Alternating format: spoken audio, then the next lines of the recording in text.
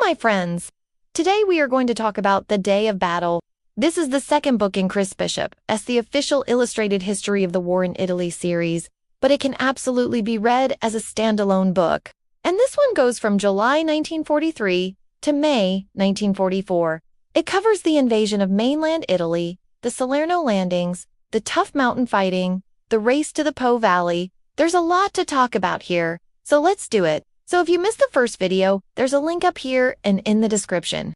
But we now quickly recap what happened in the first 6 months of the war in Italy. Basically, after years of planning, the Allied invasion of mainland Italy finally kicked off on September 3, 1943.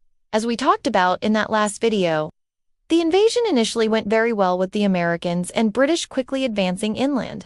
By mid-October, the Allies had pushed all the way up to the Volturno River, but they were now facing some stiff resistance from the Germans.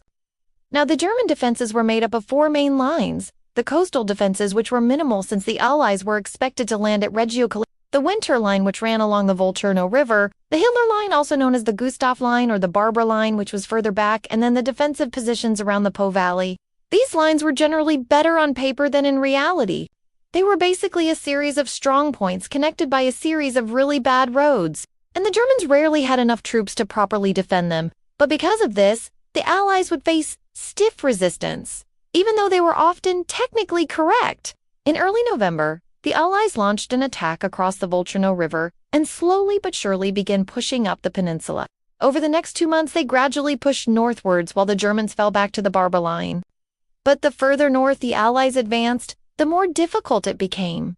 One reason for this was the terrain. Southern Italy is mostly mountains, and these mountains were largely impassable during the winter. It was muddy, slippery, rainy, cold. The men got soaked, their weapons got wet. It was a nightmare. Another reason was the enemy. The Germans knew the terrain much better than the Allies, and they were able to use the mountains to their advantage. They used hit-and-run tactics. They ambushed supply columns. They harassed the Allies and generally made life pretty miserable. Actually, General Mark Clark called this phase of the war the real war, because up until this point, it was the bad roads and the rain and the mud that was the main obstacle, not the Germans. And then there was the weather. From December through February, southern Italy was hit by torrential rains. Storms lashed the peninsula, turning the soft earth to thick, sucking mud. The rain poured down in sheets, making everything wet, cold, and miserable. In January and February, the Allies launched several attacks up the peninsula, but they failed.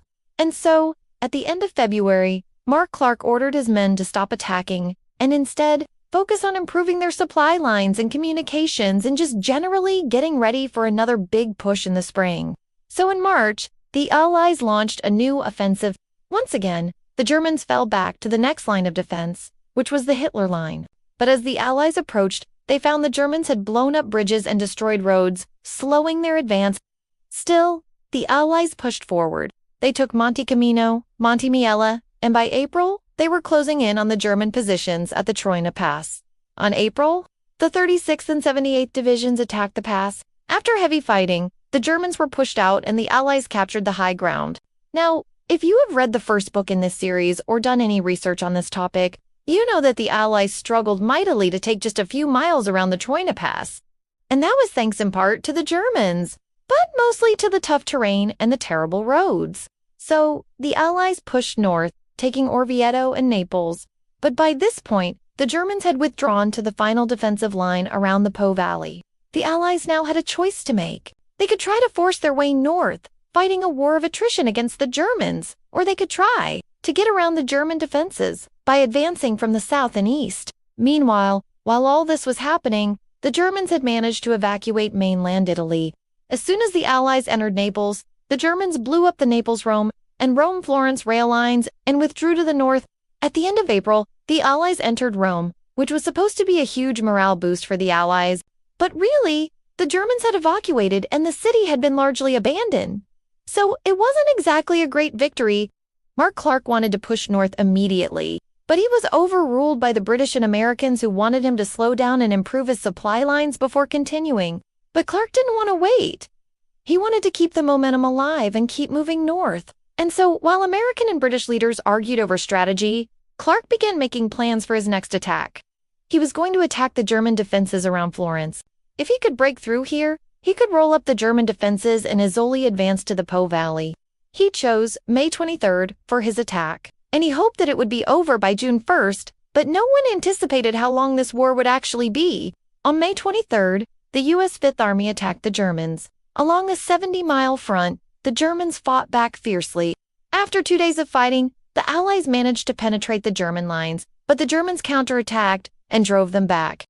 On the 25th, the Allies tried again, but once again, the Germans forced them back. Over the next 3 days, the Allies continued attacking, but with little success. Now, despite this, Clark declared the offensive a success. He said that the Fifth Army had proved its ability to break through the Gustav Line, but in reality, this offensive accomplished nothing. It failed to break into the Po Valley and it failed to end the war. And then there were the political repercussions. While all this was going on, the political situation in Italy was rapidly deteriorating. When the Allies invaded, Mussolini's government immediately fell and the Italians surrendered. But the Germans marched in and reinstated Mussolini as the leader of a puppet state called the Italian Social Republic. Now, this made things difficult for Mark Clark because many of the people living in southern Italy were still loyal to the Italian monarchy. So Clark didn't want to burn their towns and villages and kill their people, but at the same time, the Germans were using these towns and villages to launch attacks against him. So Clark was caught in this sort of no man's land. He couldn't properly fight the Germans without killing a bunch of Italian civilians, and he really didn't want to do that. But as the war dragged on, this became increasingly difficult. So in September, Mark Clark decided to solve the problem once and for all. He gave the people living in the war zone 2 options: either leave or get out. Hundreds of thousands of people fled south, hoping to get away from the fighting. Many others refused to leave. They didn't trust the Germans, but they didn't trust the Americans either. So they stayed put.